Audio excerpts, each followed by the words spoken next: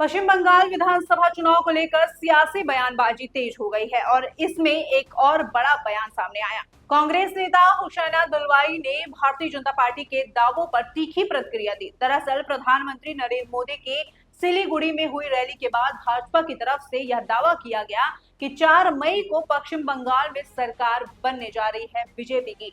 लेकिन इस दावे को कांग्रेस नेता हुसैन दलवाई ने सिरे से खारिज कर दिया है। उनका कहना है कि भाजपा भले ही कितने भी दावे कर ले, लेकिन पश्चिम बंगाल की जनता इस बार उन्हें सत्ता में नहीं लेने देगी। मुंबई में मीडिया से बातचीत के दौरान दलवाई ने कहा कि चुनाव के समय भाजपा लगातार तृणमूल कांग्रेस पर आरोप लगा रही है, लेकिन इन आरोपों का जमीनी असर उतना नहीं है जितना दिखाया जा रहा है।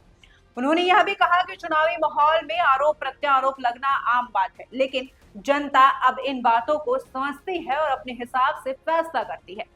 इस दौरान उन्होंने एसआईआर यानी स्पेशल इंटेंसिव रिवीजन प्रक्रिया को लेकर भी सवाल उठाए। उनका कहना है कि इस प्रक्रिया के जरिए लोगों के वोट देने के अधिकार पर असर पड़ रहा है और उन्होंने यहां तक कह दिया कि चुनाव आयोग पर भी दबाव में काम करने के आरोप लगते रहे।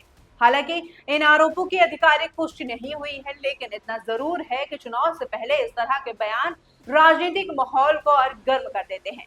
अब एक तरफ भाजपा का दावा है कि इस बार पश्चिम बंगाल में सत्ता परिवर्तन तय है, तो वहीं दूसरी तरफ कांग्रेस और अन्य विपक्षी दल इस दावे को पूरी तरह खारिज कर रहे हैं। ऐसे में सबसे बड़ा सवाल यही है कि आखिर जनता का मूड क्या है? क्या बंगाल में वाकई बदलाव होगा या फिर मौजूदा सरकार ही दोबारा वापसी करेगी?